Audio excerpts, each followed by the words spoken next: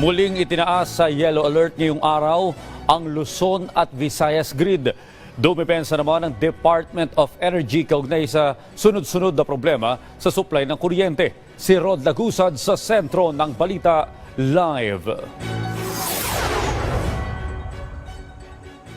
Audrey, kasunod pa rin ang nagpapatuloy na manipis na supply ng kuryente dito sa bansa. Nakataas ang yellow alert sa parehong Luzon at Visayas grid. Nakataas ang yellow alert sa Luzon grid mula alauna hanggang alas 5 ng hapon at alas 7 hanggang alas 11 ng gabi. 19 na planta dito ang hindi gumagana habang isa naman ang mababa ang kapasidad.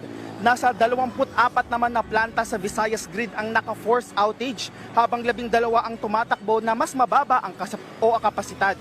Kaugnay nito, inaasahan ng Department of Energy na sa mga susunod na linggo hanggang sa kalagitnaan ng Mayo ay magkakaroon pa rin ng mga yellow alert. Meron namang posibilidad din na magkaroon ng red alert sa ilang lugar.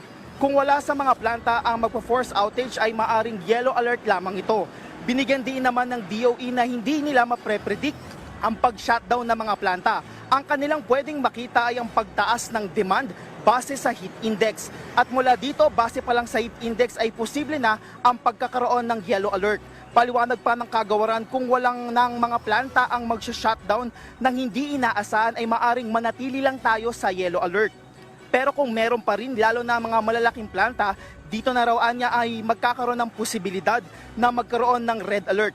Ayon kay Secretary Rafael Lotilla, nakakatulong ang maagang advisory ng NGCP para mapagandaan ng mga kasama dito, kasama na mga distribution facilities, ang manipis na supply ng kuryente. Kabilang na dito ang mga kasama sa Interruptible Load Program. Samantala, inaasahan ng DOE na ngayong taon ay magkakaroon ng karagdagang 4,000 megawatts na makakatulong sa grid.